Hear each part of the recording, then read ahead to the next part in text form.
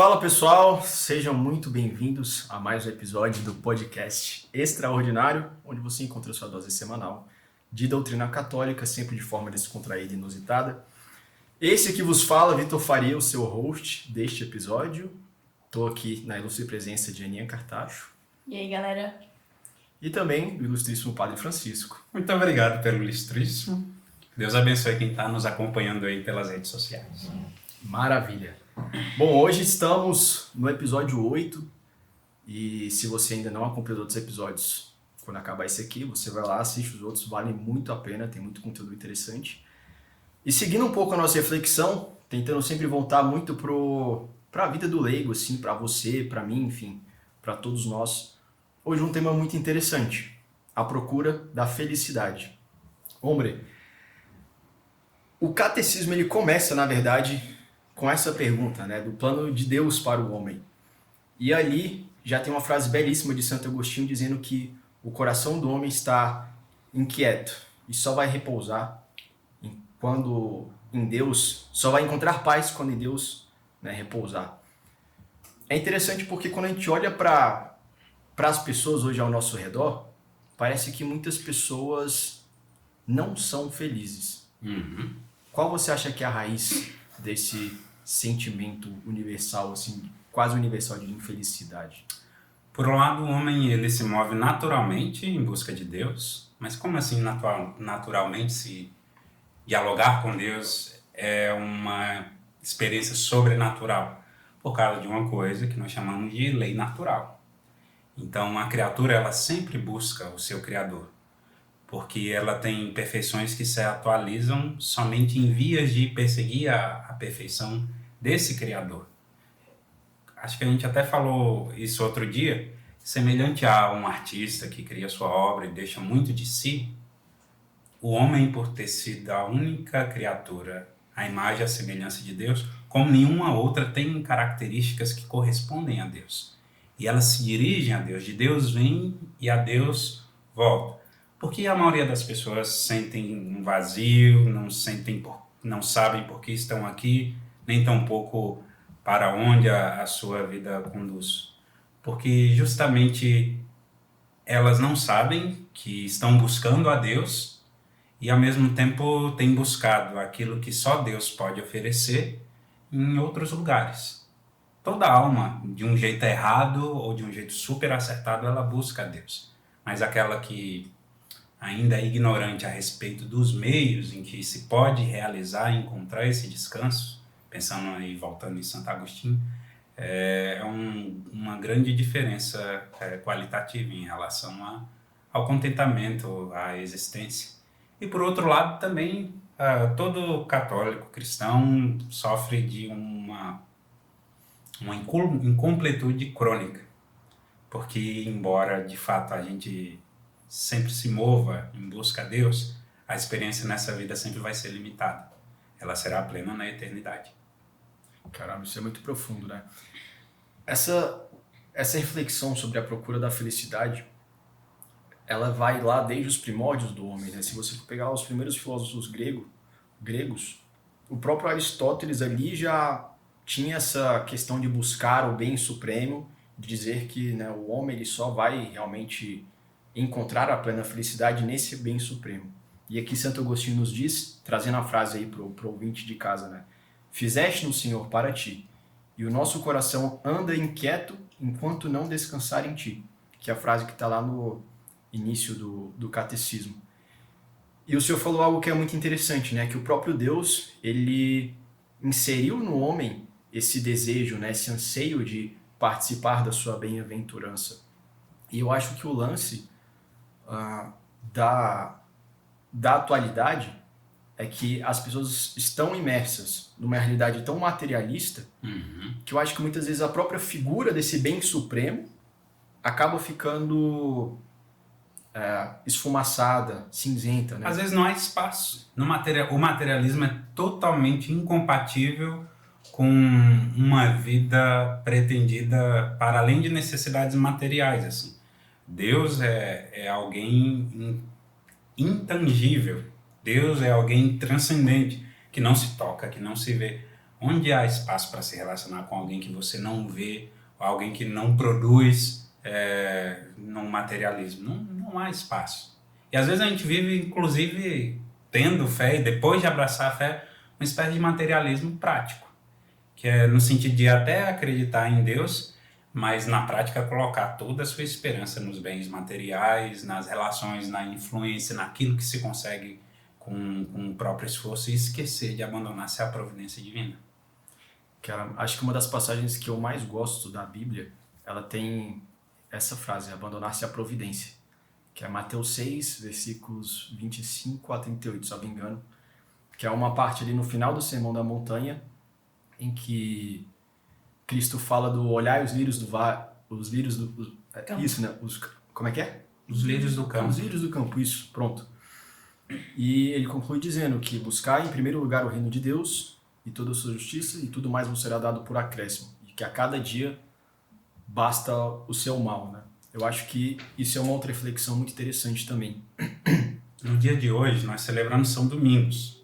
E no evangelho que corresponde à celebração da memória desse santo, tem uma outra passagem que complementa essa que você disse.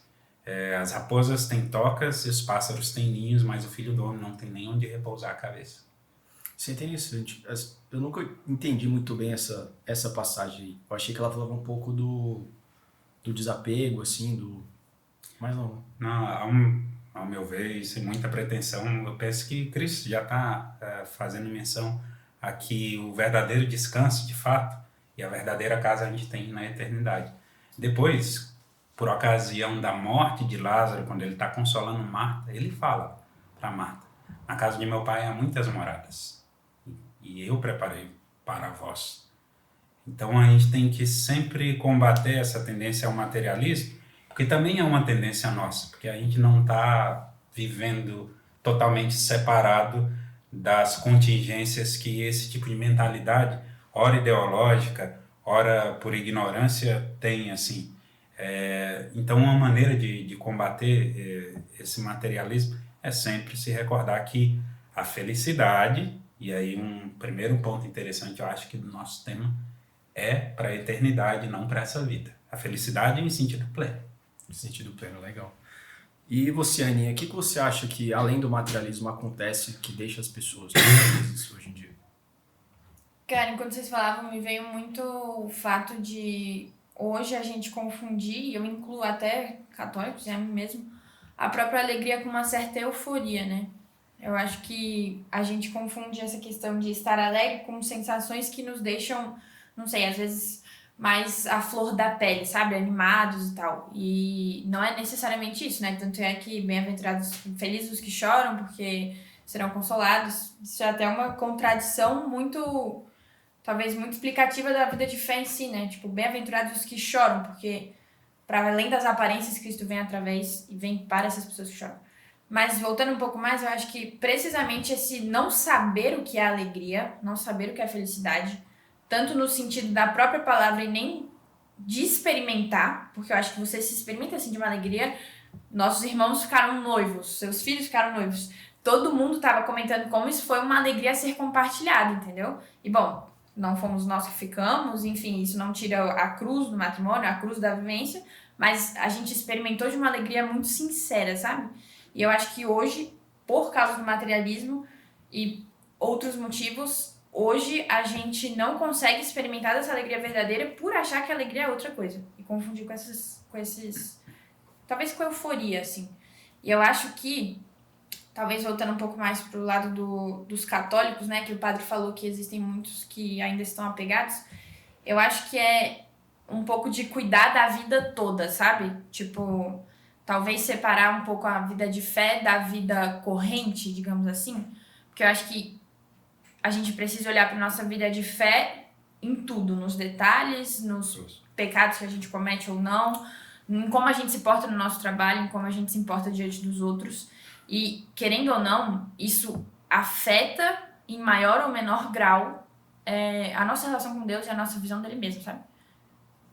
A gente tende a dividir a nossa vida em pilares, né? E muitas vezes nessa divisão a gente acaba pegando o pilar da espiritualidade, que deveria ser o central do homem, né? Uhum. E colocando num canto, como um dos outros pilares, né? Trabalho, tiri, tarará, atividade física. E uma coisa que o senhor me falou e que mudou a minha perspectiva, eu falei, não, peraí, quando eu trabalho esse pilar, bem, ele irradia para todos os outros. Sim. É colocar, de fato, a vida de oração, né, a minha fé, no centro daquilo. Isso é interessante nos podcasts passados, acho que foi no passado, no episódio 7, que falávamos do desafio da fé, eu mencionei que acho que o meu maior desafio é lidar com a minha fé no contexto dos meus amigos mais próximos ali, né, que presenciaram a minha conversão, mas também não se converteram. Justamente porque, como eu posso dizer de uma forma clara assim, mas é difícil esse embate, né, do tipo, de levar a nossa fé pro cotidiano ali. Enfim, não vou fugir muito do tema, mas como é possível também que nós, seres humanos, né, nessa busca pela felicidade, acabamos causando tanto mal às outras pessoas? Por ignorância, na maioria das vezes. A maioria das pessoas não peca por falta de reta intenção, ou por uma maldade escrita na natureza, ou porque escolhe de fato prejudicar as pessoas, mas é porque elas veem bem naquilo que na verdade é um mal. Ninguém tem uma atitude ruim pensando que vai lucrar para si algo de mal, entende? Porque até pensando no prejuízo alheio é algo de ruim para a pessoa. Se a pessoa tiver uma razoabilidade ali, ela vai querer a coisa boa. Então, a maioria das pessoas erra por ignorância. Ontem éramos nós, os ignorantes. Eu tive um tempo antes de me converter também que eu ia vivendo como a vida levava, assim, meio que à deriva. Só que aquele que começa a se perguntar de onde veio o mundo, para que ele serve, quem sou eu, o que eu estou fazendo aqui, qual é o papel que as pessoas têm na minha vida, de fato, o que influencia o mundo inteiro, as minhas atitudes pessoais, aquele que começa a se perguntar pelo fundamental, uma hora ele vai esbarrar em nosso Senhor Jesus Cristo. Porque Cristo é a própria verdade. Cristo é a verdade encarnada. Uma outra justificativa para que as pessoas façam mal umas às outras é o próprio pecado. O pecado ele perverteu as relações humanas, inclusive. Lembremos que quando do primeiro pecado até as relações com Adão e Eva mudou também ali. Não era uma relação permeada pela vergonha, pelo fracasso, por um medo de Deus. E essas coisas também irradiam na gente. A nossa natureza ela tende ao pecado em primeiro lugar. Depois a graça é o remédio para as nossas tendências naturais. Mas isso acaba se refletindo a um nível maior, a um nível geral. Imagine quantas pessoas a gente tem no planeta Terra hoje, uns 8 bilhões mais ou menos, por aí. Por aí. Então, imagine todas essas pessoas inclinadas ao pecado. Poucas têm a oportunidade de ter uma formação verdadeiramente cristã, dispor de meios e de tempo, às vezes, para investir no cultivo da sua saúde mental, no cultivo do seu corpo, que dirá pensar num aprofundamento religioso, assim. Então, é em relação ao pecado. E outro elemento, fora a presença do pecado, fora a ignorância, é justamente a imperfeição da experiência temporal. Nós nunca chegaremos nessa vida aqui que separa que está situada na história entre a primeira e a segunda vinda de nosso Senhor Jesus Cristo, a experiência plenamente perfeita. Sempre o mundo será marcado por feridas, a humanidade também ela não caminhará sempre em decisões acertadas, porque faz parte mesmo dessa experiência temporal. Depois, todas as coisas ganharão o seu pleno sentido em Deus. Tudo que precisar ser curado, restaurado, vai ser restaurado, mas a gente tem que sim ter um realismo em relação a isso. A gente vive numa utopia. O contexto ideal nunca existirá. Claro que a gente tem fases, até na nossa vida pessoal, em que as coisas estão mais ou menos mais fáceis, mas depois já vira de novo e a gente é desafiado de novo. E tem que aceitar isso. Né? Eu falo muito para os meus dirigentes espirituais, certeza que você já ouviu isso aí muitas vezes. Se é uma coisa que se impõe por si mesmo, é a própria realidade. Nossa, isso aí é... Essa frase, inclusive, eu tenho anotado aqui no meu caderninho aqui de direções espirituais, porque ela assim, é realmente impactante. Muitas vezes a gente tenta, igual você bem falou, né, viver uma utopia, imaginar uma realidade que não é aquela. Eu acho que uma das razões de muitas vezes sermos infelizes é justamente essa expectativa frustrada, né? Certamente. A gente vive idealizando o mundo, idealizando as coisas ao nosso redor, nosso relacionamento, nosso trabalho, enfim.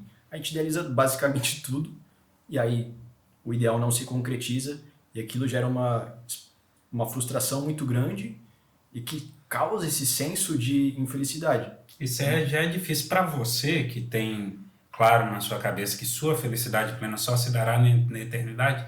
Imagina o grau de inquietação, de angústia que essa realidade pode produzir num coração que empenha toda a sua felicidade aqui, no agora, nas coisas materiais, nos sucessos estritamente mundanos, no fruto do seu trabalho, que acredita que o outro é o que ele produz ou que ele deixa de produzir, que tem na melhor das hipóteses, uma aproximação pragmática em relação ao movimento humano, à existência.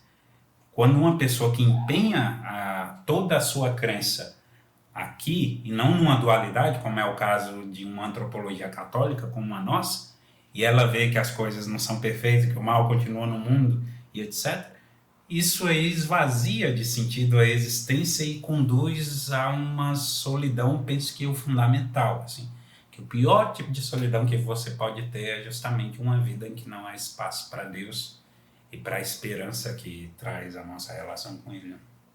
Caramba. Esses dias me apareceu um vídeo no Instagram do Elon Musk falando da alegria de ter filhos. E ele defendia isso, assim. Foi um discurso bem breve, bem falando assim, olha, as pessoas dizem que ter filhos não vai te trazer felicidade. Isso é uma mentira. Ter filhos vai te fazer uma pessoa mais feliz. E me chocou.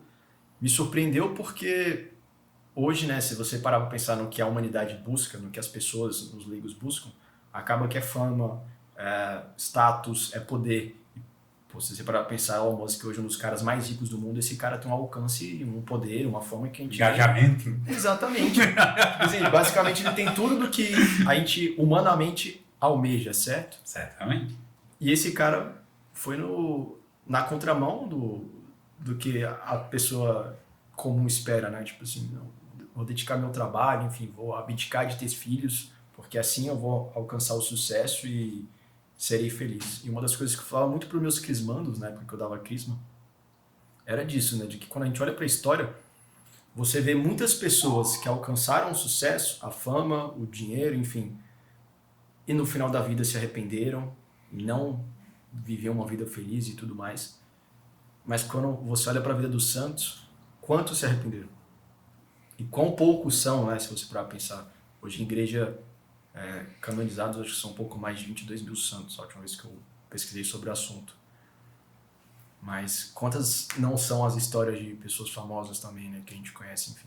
Tem o Chesterton, que é um pensador inglês, contemporâneo nosso, e que vendo o alvorecer de todas as linhas ideológicas, questão comunista, socialista, quanto isso ofendia a fé, ele mesmo veio dessas linhas, então ele teve uma conversão, para além de religiosa, também uma conversão acadêmica, uma conversão filosófica, e no fim da sua vida ele dizia isso, assim, as pessoas santas hoje estão ou em uma situação ou outra, ou com as mãos sujas de terra, ou cuidando de bebês.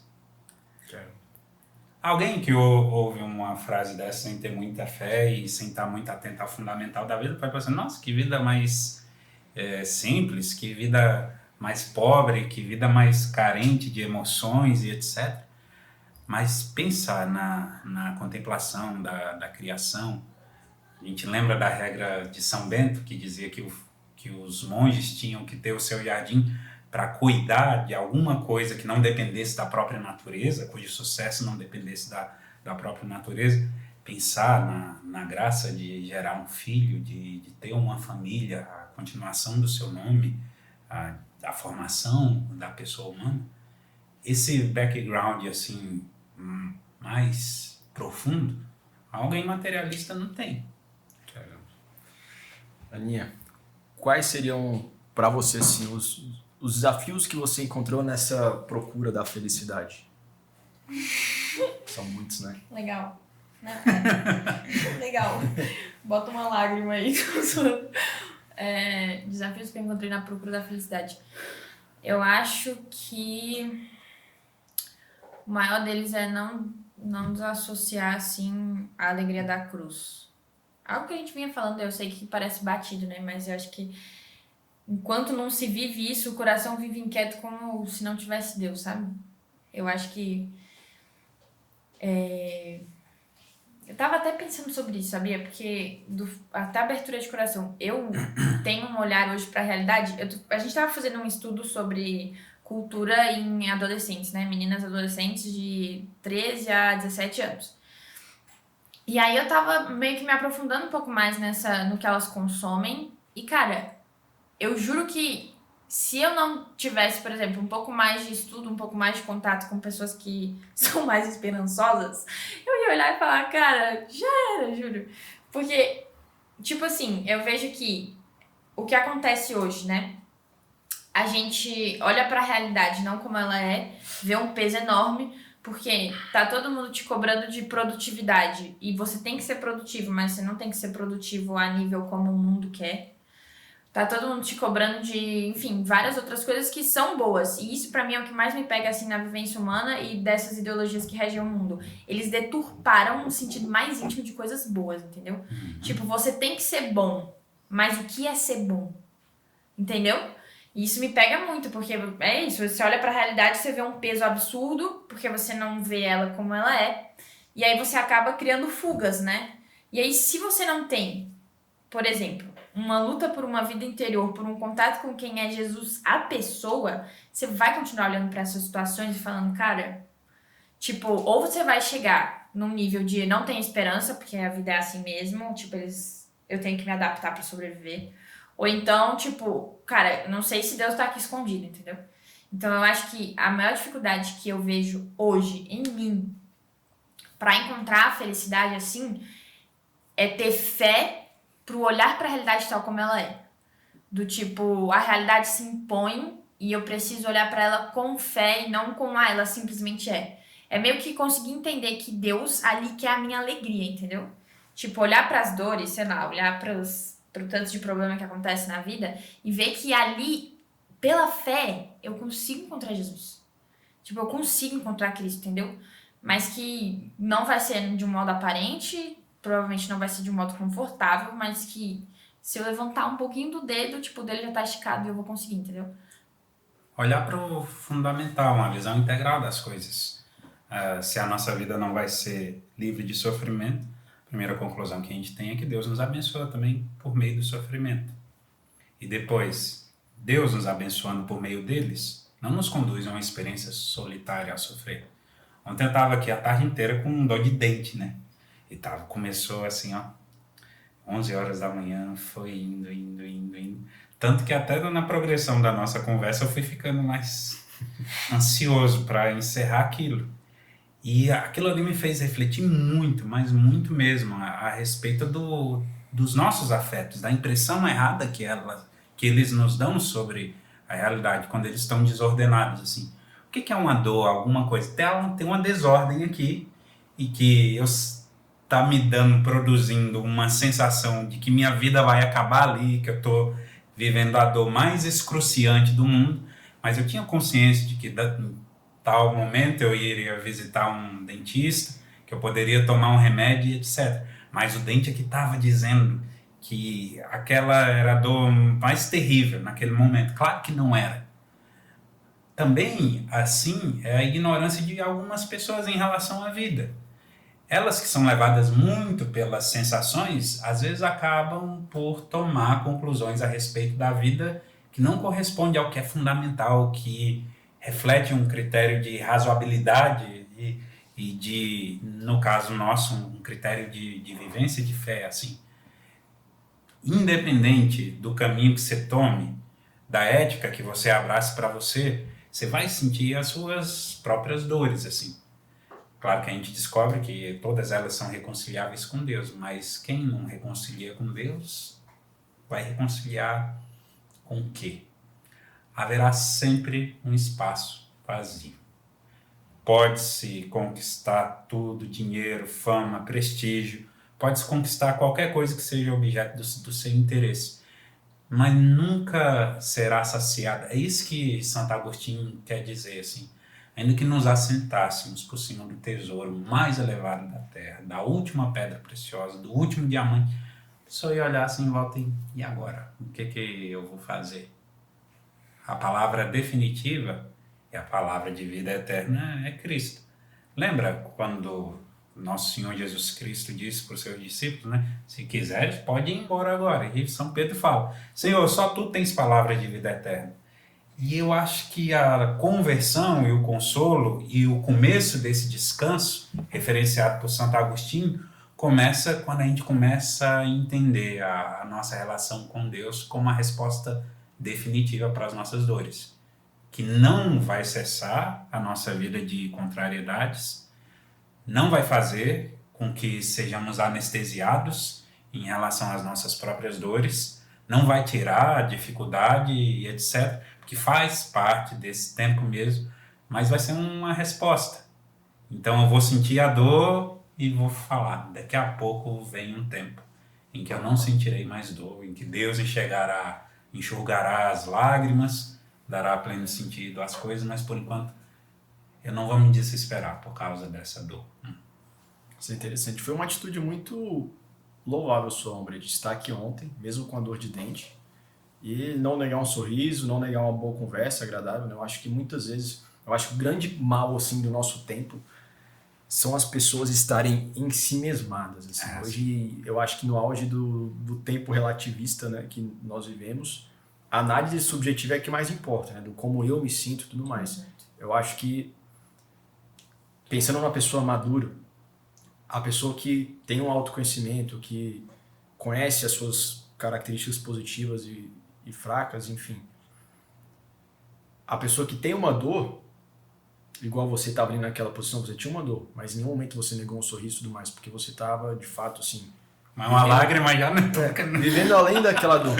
Eu acho que o problema das pessoas hoje é isso, assim, a pessoa tá passando por alguma situação e às vezes é uma coisa, assim, besta, mas ela vive como se o mundo devesse algo para ela, né? De novo, acho que o lance de idealizar as coisas, a expectativa, né?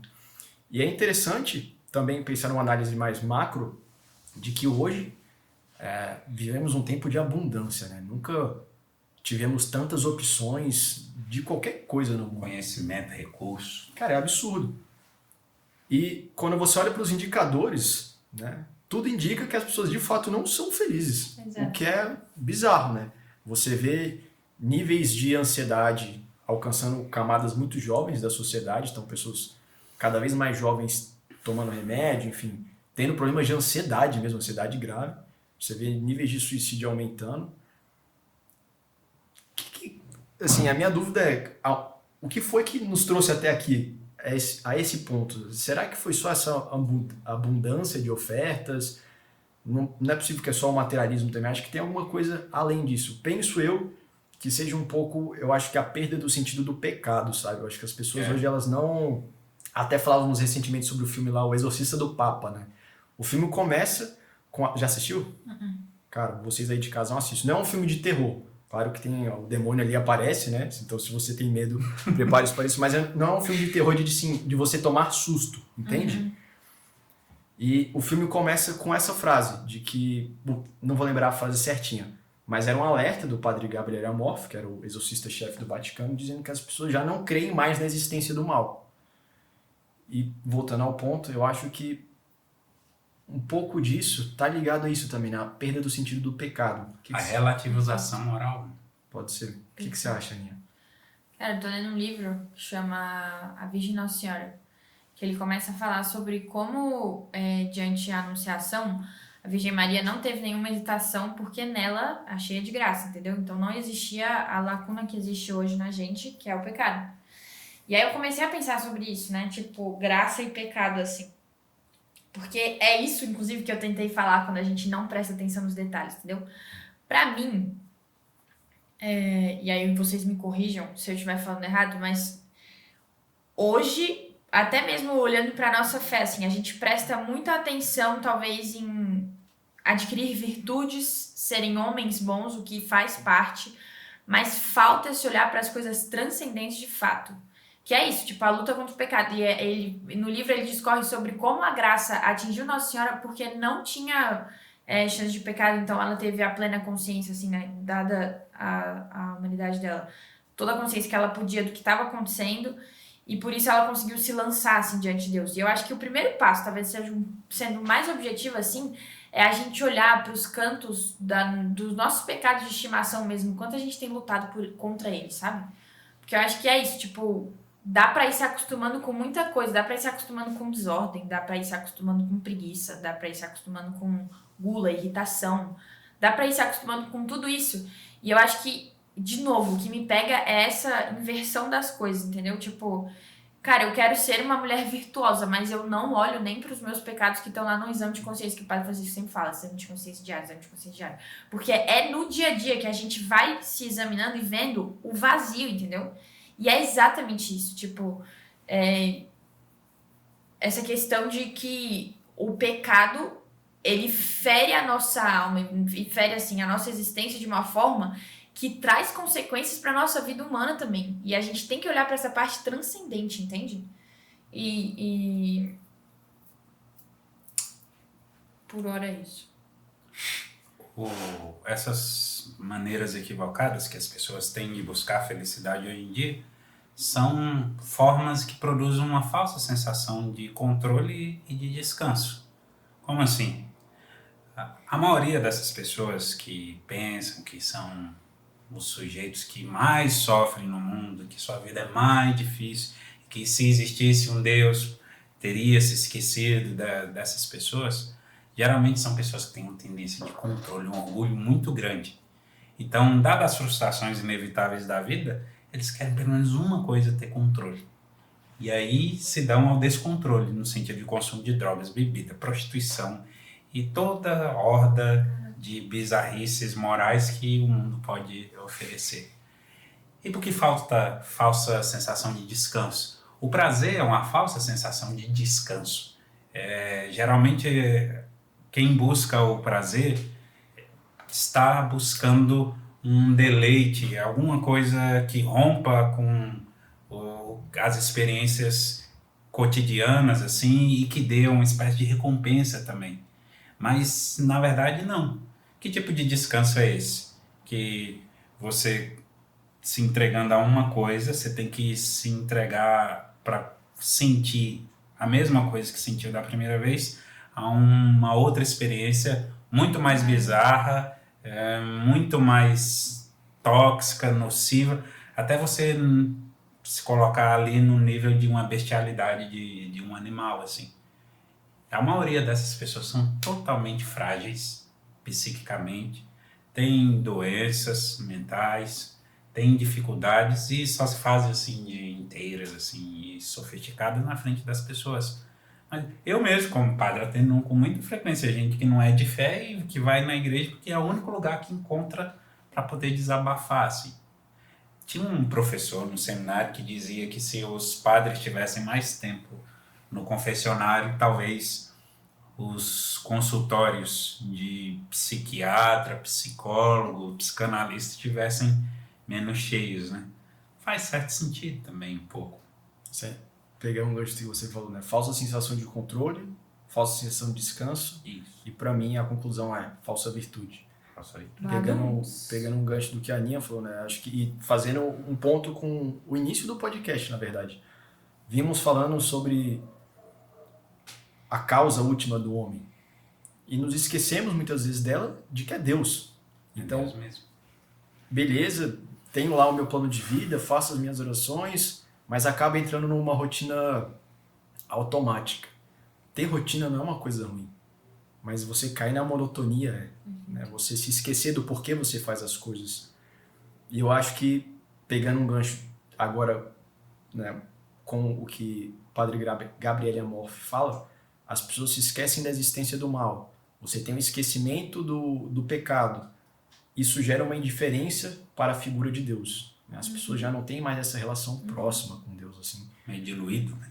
Tem um contraste também, né? Exatamente. Tipo, do que é o bem, do que é o mal. E aí até dentro da igreja acontece isso, né? De você ver de pessoas que, beleza, né, têm um plano de vida, até se empenham por viver algumas práticas ali de misericórdia, né, normas de piedade, mas falta aquela causa última, né? Tipo assim, putz, vou fazer isso aqui não é para o meu bem, mas é por amor a Deus. Perfeito, Vicky. Cara, e eu falo isso assim, me colocando nessa figura. Muitas vezes eu enfrento também esse problema do tipo, cair na monotonia da rotina.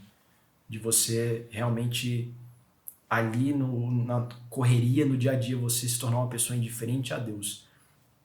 Tem uma prática que o Senhor me passou, que foi muito boa e me ajudou muito a retomar esse sentido sobrenatural ali na rotina do dia a dia.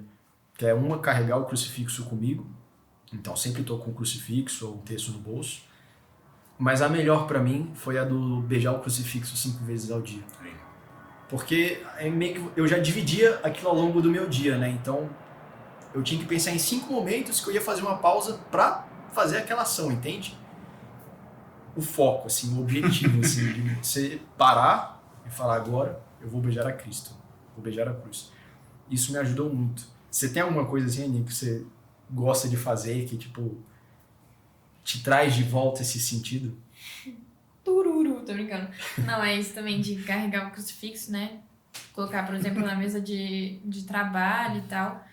Mas eu acho que se for viável e possível para as pessoas dividir, né? Tipo, as normas de piedade durante o dia, porque aí você acaba começando e terminando com Deus. E jaculatórias, né? Durante o dia. Falar escolher alguma frase que faça sentido. Às vezes para sua fase, vocês podem falar melhor, mas eu acho que para sua fase de vida da fé também, né, que podem te lembrar, te dar um certo tipo de esperança e trazer também a presença de Cristo, né? A gente pensa nisso como uma experiência de fé, assim. Em sentido último, o que é a felicidade? Para quem crê, é a contemplação da face de Deus. Porque se a alma ela se dirige a Deus, num impulso assim fundamental, num impulso elementar, por que ela se dirige a Deus? Para contemplar a Deus, para conhecer a Deus mais profundamente. E aquele que adentrar no reino do céu, assim, o alcançará. Mas no que essas normas elas se relacionam com a nossa felicidade? É porque vivendo-as como uma experiência de fé, é como se ali na realização daquelas normas eu já inaugurasse de maneira antecipada um tempo de comunhão plena com Deus. Comunhão plena com Deus rezando, comunhão plena com Deus estudando, comunhão plena com Deus dispondo bem do meu tempo. E ainda que não tenhamos todas as razões na nossa cabeça para agir daquela maneira, pensar que ali naquele momento é como se eu já estivesse na eternidade antecipando um quinhãozinho da felicidade e vivendo num nível de comunicação e diálogo com Deus que transcende essa situação imediata, sabe? É como se cada vez que eu optasse pela graça expressa ali no sinal da norma de vida, eu tivesse a felicidade plena, ainda que eu não sentisse, ainda que eu não tenha vontade. E aí a gente tem um outro aspecto fundamental da felicidade do homem. Ela é transcendente. Transcendente. Transcendente. O senhor falou algo bem interessante, né? Regras, normas. Eu acho que é uma ilusão do homem achar que ser livre vai fazê-lo feliz, quando na verdade ele rompe as regras. Na verdade, romper com as regras foi justamente o que nos colocou nessa posição. Foi o que nos colocou nessa posição, né? Se você for Gênesis, Adão e Eva, o primeiro pecado foi uma desobediência. Pecado fundamental, o erro fundamental, a desgraça fundamental. Exatamente.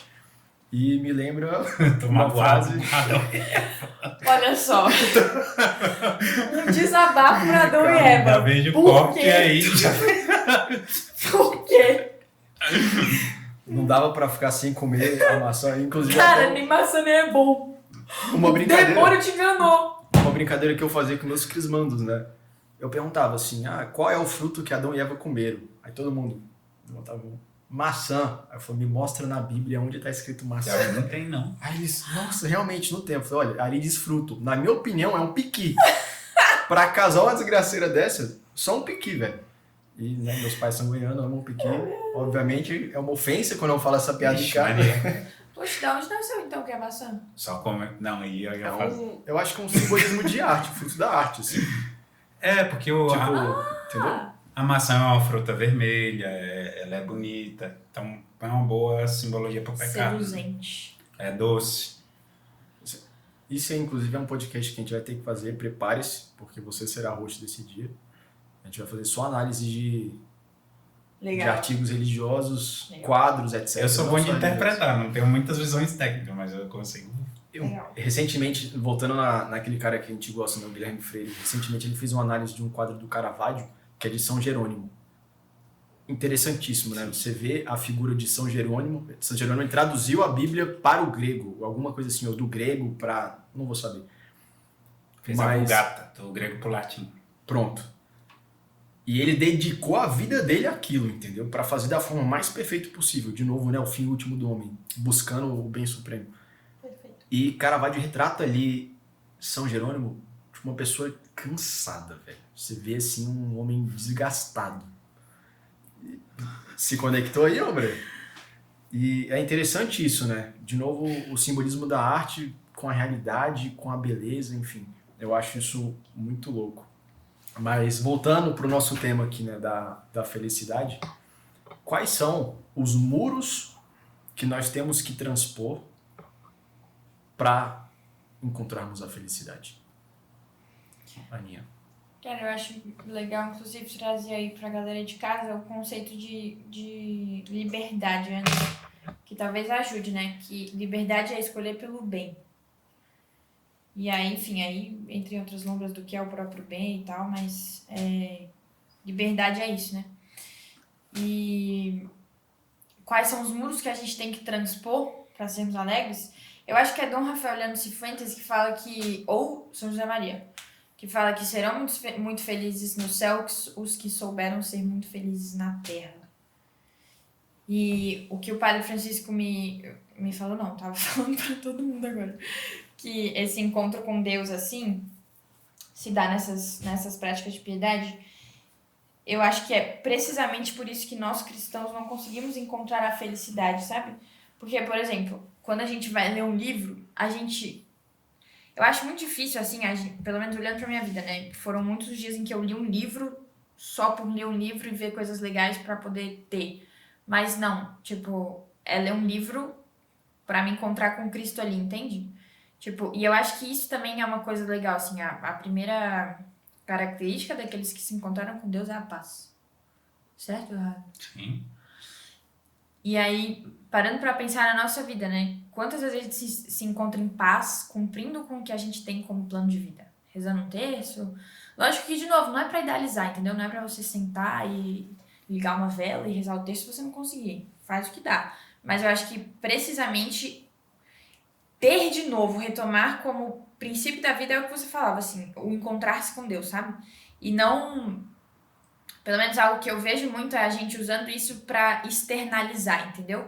Focar em ser, talvez resumindo muito, focar em ser ao invés de ter. Tipo, ser e não no clichê, entendeu? Ser, sei lá. É de fato, se encontrar com Cristo e falar, cara, porra, eu sou miserável, entendeu? Eu sou muito orgulhoso, como eu posso ser mais humilde? Ser, entendeu? Não é ter humildade, não é rezar a ladainha por rezar, enfim. E eu acho que a gente pode entrar em várias lombras, assim, do que fazer e quando fazer, mas eu acho que principalmente isso, focar em ser, porque a partir do ser, a gente vai encontrar mais paz. E isso não vai ser generalizado, né? Cada um vai encontrar paz de acordo com o que pode dar, dando 100% no que pode dar. Tentando, talvez, deixar um pouco mais claro, assim, que você falou, acho que vai um pouco de encontro à pobreza de intenções, né? Sim. Inclusive o podcast que você me mandou lá, uma fala do Bernardinho, ele cita, né? Acho uma frase bem simples, assim, mas bem bonita, que a gente tem que fazer o melhor que a gente pode, nas condições que a gente tem, enquanto a gente não tem condições de fazer ainda melhor, né? Eu acho que a pobreza de intenções, claro, né? Aqui tá um viés muito humano, mas acho que tá um pouco para esse sentido, talvez, não, André? A intenção fundamental é amar e glorificar a Deus. Né? Penso eu que um passo importante seja tirar a ilusão da felicidade de dentro de si. Aceitar como essa uma realidade objetiva. Porque em meio às mentiras que são cunhadas na nossa consciência pelo hedonismo, as ideologias e toda sorte de camadas de pensamento mundano a respeito dessa pseudo-felicidade que eles pensam que tem, tá uma ideia de que a felicidade está aqui dentro, mas não. A felicidade está fora da gente. Que a felicidade é a própria verdade também, nesse sentido. Então, saber que ela está fora, então ter uma relação objetiva com isso. Depois, a renúncia de si mesmo, assim. Tirar a gente do nosso top do pedestal. Tirar a gente do pedestal, assim. Como se a gente tivesse que, de fato, ter a vontade mais agradada do mundo, que as pessoas prestassem super atenção na gente, reconhecessem cada talento que nós tivéssemos, validar cada um dos nossos comportamentos e a gente ter as melhores coisas. Não é necessário. Por quê? Se você coloca a sua felicidade nisso, de fato vai ser necessário para você. Mas se você entende que a sua felicidade se realizará em outro momento, lá na eternidade, essas coisas deixam de ter um valor absoluto. E aí, por isso, que tem até aquela frase que virou muito clichê que a gente vê muito no Instagram, né? Era tão rico que só tinha dinheiro, né? Mas até faz certo sentido. Por quê? Tudo que Deus coloca na nossa vida tenha um valor diante do mundo, ou não tenha valor absoluto diante do mundo, tem valor para Deus. E tudo é um meio para que a gente alcance a nossa felicidade, que é um dia contemplar a face de Deus. O problema é quando essas coisas deixam de ser meio e se tornam fim, entende? Então, o dinheiro, ao invés de ser um meio para que eu possa ser mais justo, possa dar um conforto para minha família, dividir meu pão com o irmão, se eu colocar ele como fim da minha vida, ele vai ser o objetivo. E aí, tendo dinheiro como fim da vida, não há espaço para Deus, entende? Então, saber renunciar. Depois, ressignificar todas as coisas a partir da sua relação com Deus. O que eu vejo aqui na minha frente? Tá você aqui, Vicky, mas quando eu estou te atendendo, eu vejo Cristo sentado na minha frente. O que eu vejo numa aprovação? Há uma oportunidade de participar da paixão de Nosso Senhor Jesus Cristo. O que eu vejo numa coisa que eu não entendo? Uma atitude de uma provocação para estudar mais, né? O que eu vejo nas contradições das minhas dores mais profundas? Talvez uma ampliação do sentido do meu voto de obediência, entende? Então a gente tem sempre que escolher a Deus, mirar na perfeição de Deus, esquecer a gente, os nossos critérios, ainda que esses doam mais, assim. Ressignificar essas coisas. Por que eu estou aqui? Eu estou aqui simplesmente numa loja? Não. Estou aqui num lugar cedido por um dirigido espiritual para que a gente pudesse fazer o nosso apostolado. Então é toda uma nova visão sobre todas as coisas. Entender que se eu quero a felicidade integral, essa experiência de fé tem que ser integral também. Você não pode pensar as coisas que você vai iluminar com a fé e as coisas que convenientemente você não vai iluminar. Tá bom, é difícil. Eu até creio em Deus, gosto de andar com a galera da igreja, mas não vou viver a castidade não, porque eu acho que o jovem não é capaz disso, tá? Mas eu sou de Deus, eu tenho a minha espiritualidade, eu tenho um caminho interior muito fecundo. Mas, a castidade eu acho que não vivo. Não pode, tem que ser integral também. E aí, nesse sentido, a renúncia das coisas do mundo e colocar em relevo o sentido descartável que elas têm mediante a eternidade, porque o que são 100 anos de conquista diante da eternidade de amor? Mostrar a renúncia do mundo quer dizer que a gente não abriu mão, não simplesmente abriu mão das coisas do mundo, mas a gente escolheu o todo. Tudo, na verdade. A experiência de fé nos faz sermos cumulados de valor até através daquilo que aos olhos do mundo é só falta, é só carestia, é só sofrimento. Então, essa experiência, assim. Muitas coisas me vieram à cabeça assim enquanto o senhor falava. Uma delas, eu acho que o grande dilema, né, da pessoa comum, né, ordinária, digamos assim, é que muitas vezes a gente se coloca em situações com base não na expectativa própria, mas na expectativa alheia. Perfeito. Exemplo, né? Eu na postura de filho, muitas vezes tomei algumas decisões pensando em agradar os meus pais. Muitas vezes ali na vida social tomei decisões pensando em agradar os meus amigos. E aí quando essas coisas se concretizam, igual você bem falou, aí a gente vê que não era tudo aquilo que a gente imaginou. E uma coisa que o senhor já me falou, né? Diante de todo ponto de inflexão, a primeira pergunta que a gente tem que se fazer é: qual é a vontade aqui que deve prevalecer?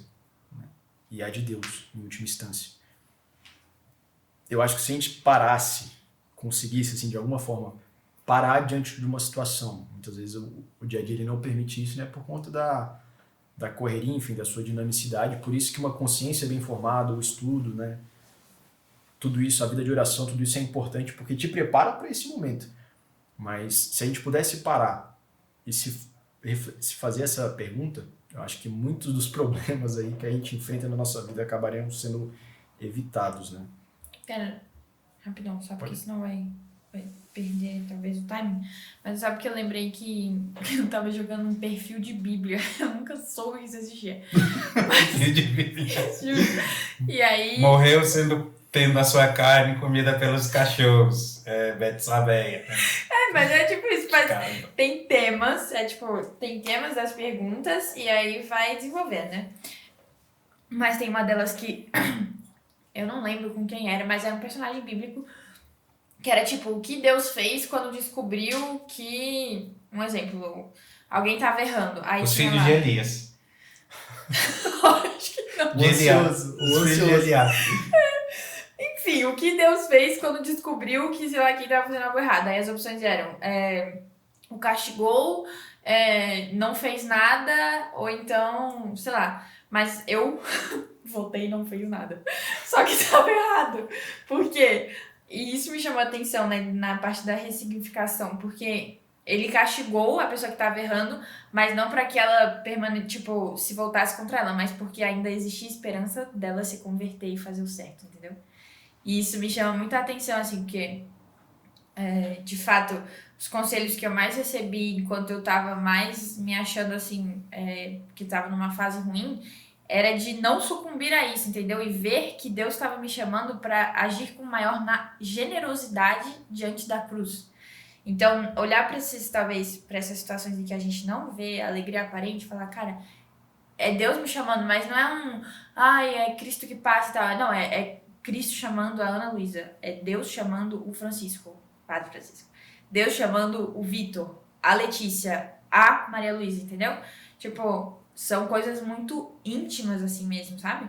Então, eu achei muito legal, assim, que a resposta era, de fato, Deus o castigou porque ainda havia esperança de que ele voltasse e fizesse o bem, não só para o bem, tipo, como se ele tivesse, sei lá, só fazendo alguma coisa, assim, para cumprir, sabe? Mas para, de fato, se encontrar com Deus e ser feliz também naquela situação. Cara, pegando um gancho que você falou e já pra gente começar a direcionar para uma conclusão, uma passagem que eu gosto muito e que eu acho que fala um pouco disso eu acho que muitas pessoas, muitas vezes, diante de toda uma vida, assim, né, de pecado, enfim, de frustrações e tudo mais, chega um certo momento que ela fala, putz, já não mereço a felicidade, ou algo nesse sentido, ou a felicidade não existe, enfim. Mas é interessante a experiência de fé, que tanto falamos aí ao longo dos episódios, é de que a pessoa que se propõe a ter uma experiência de fé, vai ter uma experiência de fé. Porque a beleza da misericórdia de Deus é essa, de que ela já chegou para nós e está disponível a qualquer momento, né? basta a pessoa se abrir para aquela experiência, um pouco daquela passagem do pedir e vos será dado, bater e vos será aberto, né? E a passagem que mais me vem à cabeça é a da Samaritana, nesse ponto, né?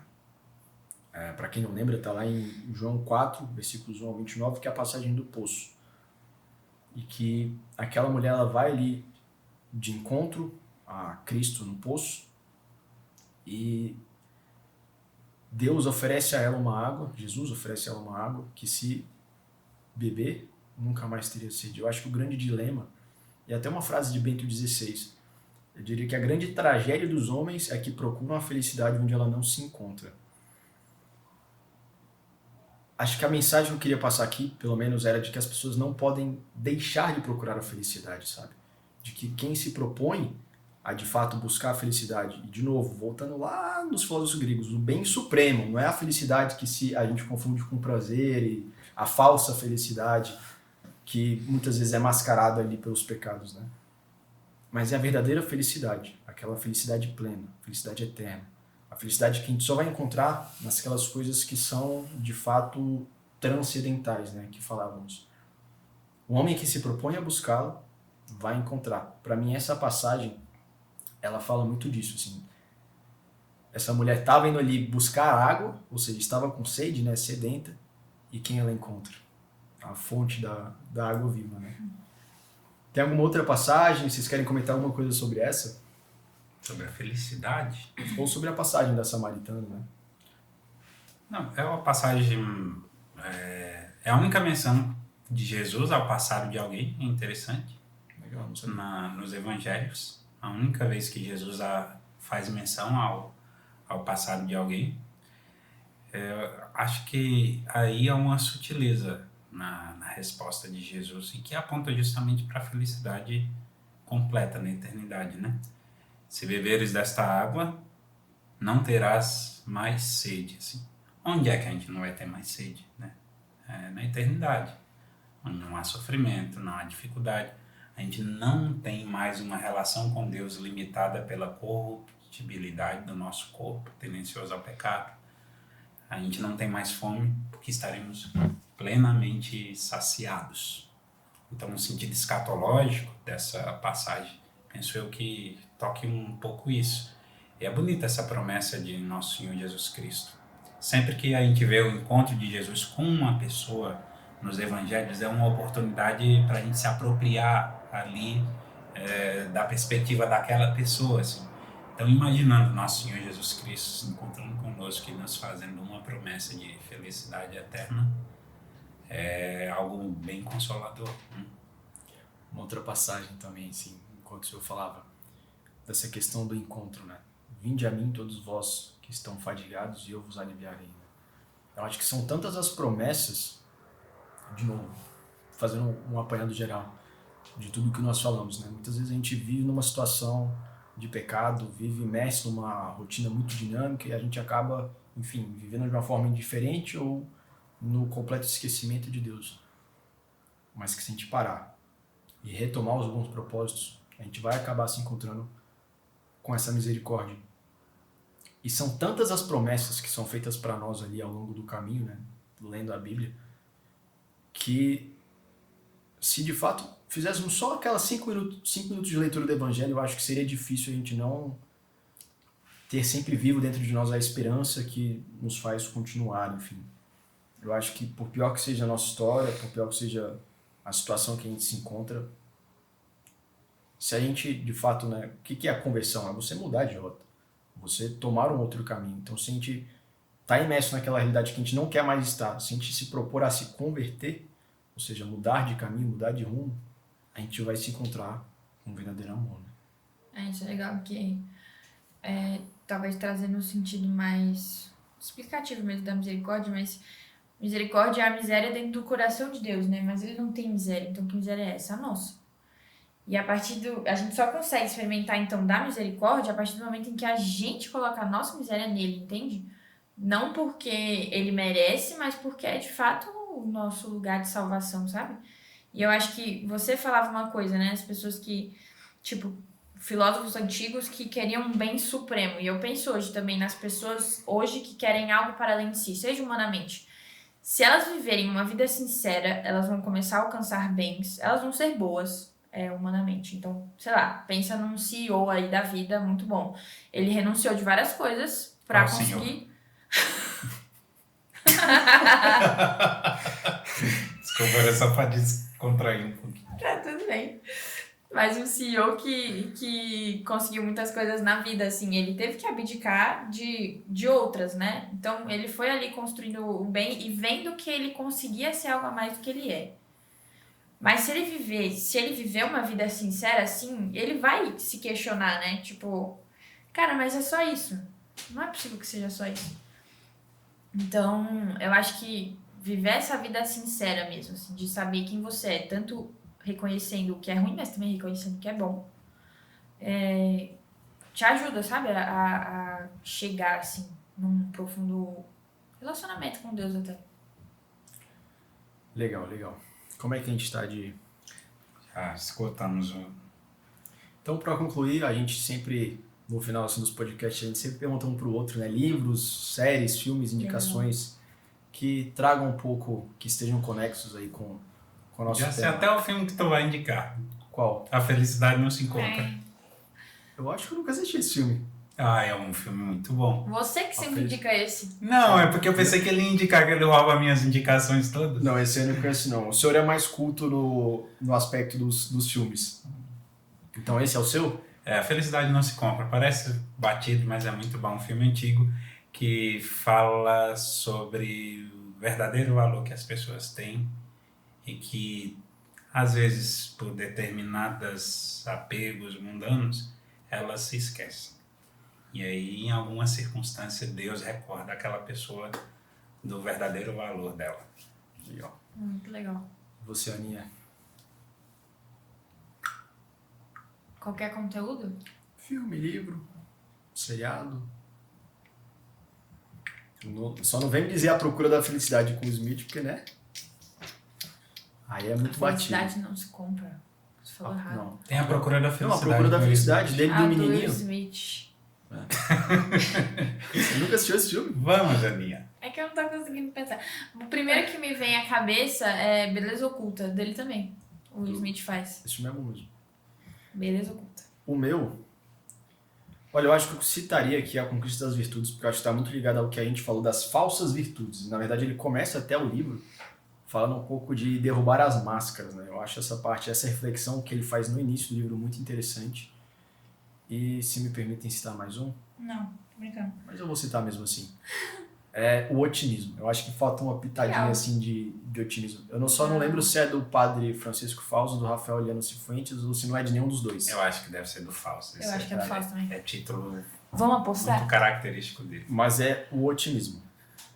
Muito bom esse livro, hein? Recentemente minha mãe foi viajar, eu dei pra ela ler. E ela voltou, a primeira coisa que ela falou, muito bom o livro. Eu falei, mãe, quero saber da viagem. Ela falou, não, o livro, muito Maravilhoso. Ela voltou otimista. Voltou. Então, é isso, pessoal. Chegamos ao fim aqui do nosso episódio de número 8, cujo tema foi A Procura da Felicidade. Espero que vocês tenham curtido. Se curtiram, não se esqueçam de curtir este vídeo, igual está passando aqui na nossa tela, se inscrever no nosso canal, compartilhar esse podcast com seus amigos, para que a gente possa levar esse apostolado ainda mais adiante. A gente está com a nossa meta de bater 1000 seguidores aqui no YouTube, para a gente poder começar a fazer lives, etc. Um dos pré-requisitos do YouTube é esse, 1000 seguidores. Então, por favor, ajudem a gente. E passou rapidamente aqui mais umas mensagens dos nossos patrocinadores. Ora agora, se você está à procura aí de artigos religiosos que remetam à piedade, que possa te ajudar aí no seu dia a dia, a não se esquecer de Deus, a cumprir o seu plano de vida, a evangelizar de uma forma discreta, entra lá no site da Ora Agora. A gente está com frete grátis em pedidos acima de R$150.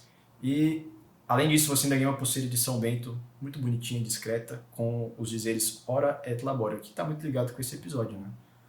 Reze como se tudo Oração dependesse... e trabalho. Oração e trabalho. Reze como se tudo dependesse de Deus e trabalhe como se tudo dependesse de você. Profundo, né? Interessante. E no mais é isso. Obrigado pela presença de vocês, pela audiência. Fiquem com Deus Grande abraço e até a semana que vem, terça-feira, às 8 horas. Tchau, tchau. Tchau, tchau, até a próxima. Tchau, gente!